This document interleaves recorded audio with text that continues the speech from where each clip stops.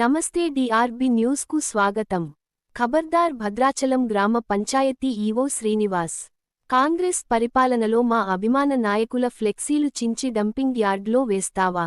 బి.ఆర్.ఎస్. Party తొత్తులాగా మారి Congress party నాయకులను అవమానిస్తావా? వెంటనే బహిరంగ క్షమాపణ చెప్పాలి. యూత్ కాంగ్రెస్ ప్రెసిడెంట్ హెచ్చరిక చేశారు.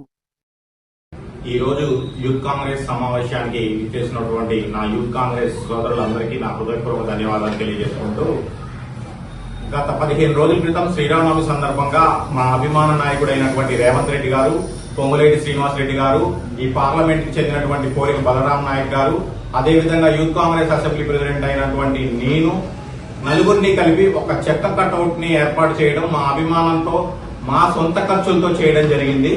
అది 15 రోజుల దాకా ఉంది. సడన్ గా మొన్న రాత్రి ఏం జరిగిందో తెలియదు. మన భద్రాచలం గ్రామ పంచాయతీ ఈవో గారు దాన్ని తెల్లవారుజామున ఎవరూ లేని సమయంలో దాన్ని విచక్షణారహితంగా కూల్పిచ్చేసేసి జేసీబీతో దాన్ని ట్రాక్టర్లో వేసి మా నాయకుడైనటువంటి రేవంత్ రెడ్డి గారిని, మా అభిమాన నాయకుడైనటువంటి పొంగులేటి శ్రీనివాస్ రెడ్డి గారిని, అలాగే మా పార్లమెంట్ సభ్యులు బలరాం నాయక్ గారిని ఉన్న కటౌట్ ని అడ్డగోలుగా చించి దాన్ని తీసుకెళ్లి భద్రాచలం డంపింగ్ యార్డ్ లో వేయడం జరిగింది. ఇది యూత్ కాంగ్రెస్ మనోభావాలను దెబ్బతీసినట్టే మేము ఈ వేదిక మీద నుంచి తెలియజేస్తున్నాం. ఎందుకంటే మేము ఎంతో ఆరాధ్యతగా భావించే రేవంత్ రెడ్డి గారు, పొంగులేటి శ్రీనివాస్ రెడ్డి గారు అలాంటి కటౌట్ ను తీసుకొని వెళ్లి గ్రామ పంచాయతీలో ఇది కాంగ్రెస్ పార్టీని ముమ్మాటికి అవమానించినట్టే. అధికారం ఉంది కదా అని చెప్పి అధికార పార్టీ నాయకుల్నే, ఒక గౌరవ ముఖ్యమంత్రినే నువ్వు డంపింగ్ యార్డ్ లో వేసావంటే నువ్వు ఎంతటి సాహసానికి గురి చేశావు ఈవో గారు, మీరు గుర్తుపెట్టుకోవాలి. ఇది ముమ్మాటికి మీ అహంకారానికి ప్రతిరూపం.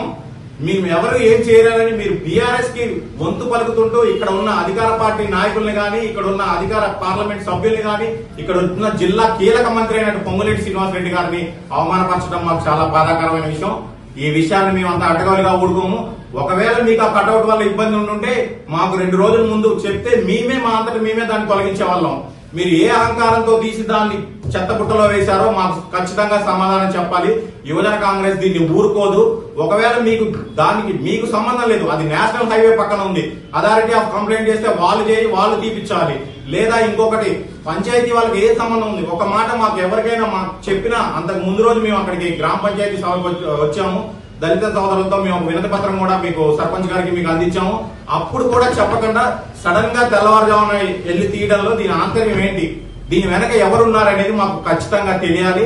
ఇది తెలిసేదాకా మేము వదిలిపెట్టము. నువ్వు ఎలాగైతే ఆ కటౌట్ తీసావో అక్కడ కటౌట్ నిర్మించాలి. ఈవో ఖబర్దార్ గుర్తుపెట్టుకో, నువ్వు తీసింది పొంగులేటి శ్రీనివాస్ రెడ్డి గారిని, రేవంత్ రెడ్డి గారిని.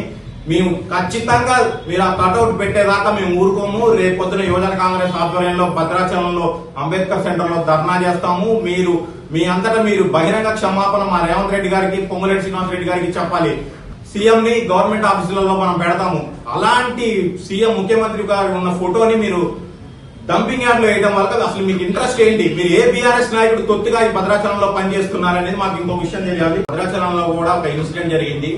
ఒక పర్మిషన్ లేని 6 అంతస్తుల భవనం, ఇదే పూణె ప్రదీప్ అన్న దానికోసం దాన్ని కూల్చాలని చెప్పి నోటీసులు ఇవ్వండి, దాన్ని కూల్చండి, అది ప్రమాదంగా ఉంది, దానివల్ల ప్రాణ నష్టం జరుగుతుంది, ఇళ్ల మధ్యలో బిల్డింగ్ ఉందని కొంతమంది వ్యక్తులు, భద్రాచలం మీద ప్రేమ ఉన్న నాయకులు ఎంతో మంది దాని గురించి పోరాడారు. అయినా కూడా మీరు అటువంటివి కూడా కూల్చకుండా ఏ దురుద్దేశంతో మా నాయకుడికి ఎవరికీ సంబంధం లేని రోడ్డుకి మూలనున్న కటౌట్ కూల్చడంలో కూడా మీ ఆంతర్యం ఏంటో చెప్పాలి ఈవో గారు. ఖచ్చితంగా దీనిని మేము ఎట్టి పరిస్థితుల్లో ఊరుకోము.